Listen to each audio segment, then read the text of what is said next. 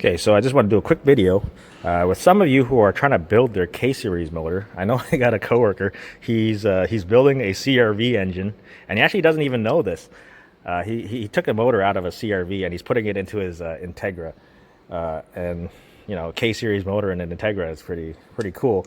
I guess that's what they always do with those 90s or early 2000 cars with the the B-series motors, and they want to put a K-series motor in it. But if you want to find out what kind of pistons you need for your cylinders, everything is all stamped on the block or basically the short block. So if you wanted to get pistons, it is stamped right here. Yeah, so it's labeled AABA. So that corresponds to the cylinders AABA to know what pistons are going into these cylinders. So if you want to know what main bearings you need, or connecting rod bearings, or connecting rods, everything's all underneath, and I'll show you that. Okay, so if you need to know what main bearings you need, it is actually marked on the block. So it's BB, BB, C. And you have 5 letters because there are 5 main bearings, right? And then you need that code, also the code on the crank, the very front counterbalance weight. It will have it casted into it with 5 numbers, and you take those 5 numbers and the 5 letters here, and there is going to be a chart. So if it's like a C, let's see, if it's a C3, for example, you go C, A, B, C on the chart, and you go down 3 spots, and it'll tell you if it's like a brown yellow, right? Sometimes the main journals or main bearings will have 2 different colors bearings, right? That's fine, but let me show you when it comes to the connecting rod bearings. If you're actually looking for connecting rod bearings, it is also casted or stamped on the counterbalance weight on the front, and it'll be 4. It'll be 4 letters, right? And you take those 4 letters, and then you go by the 4 numbers, right? So this one will be cylinder 1. The number for this connecting rod is 2. So if it says, for example, a 2 and a B on the chart, it'll say 2, or you go B, and then 2 spots down, it'll be like a color. But sometimes when you do that, on the chart, it only tells you by 1 bearing color. I don't know if they changed that for the new cars, because I haven't really looked at the chart, but I remember the chart from back in the day. It's only 1 colored type of bearing, but sometimes they throw you a curveball at the manufacturer or factory, and they give you 2 different bearing colors. So this one's a green, and this one's a yellow.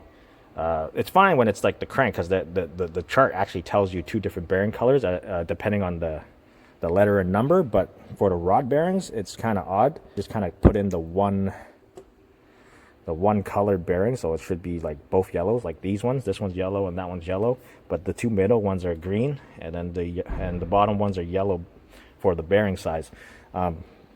My guess is probably somewhere as they were manufacturing, they were kind of in between bearing sizes, and they were like, okay, this one's a better fit, because these are cracked bearings, right? So what they do is, when they manufacture these connecting rods, they crack them, they split them, or like stretch them, and maybe the bottom one is maybe bigger than the other. Who knows, right? That's my guess. Someone probably in the comments know better than I do, so leave a comment down below. But that's what I think.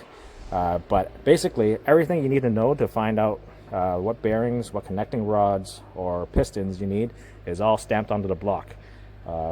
So if that information helps you guys, then yeah, great. And if you need connecting rods, you can actually just you don't have to follow the exact number on the connecting rod.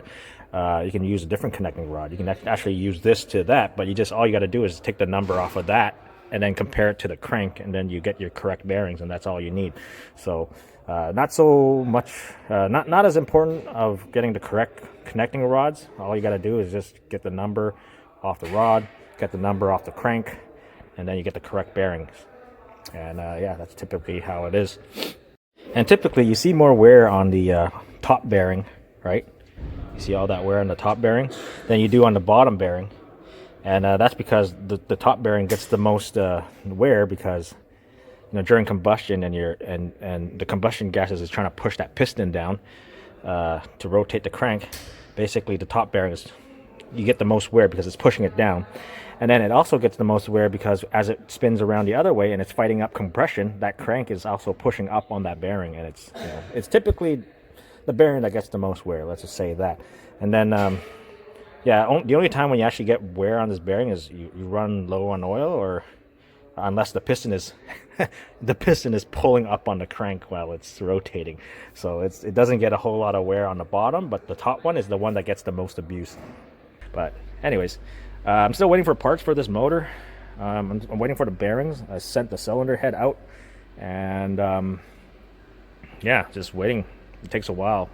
So I'm using another bay over here because my coworker, he's left us. If you've seen him in my videos, he's he's the guy who tells me to put the what do you call it, the turban emoji on him.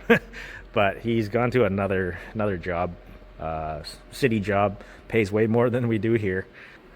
I don't know, I just like working on cars. I don't want to work on union city working people. Yeah, I don't know. Anyways,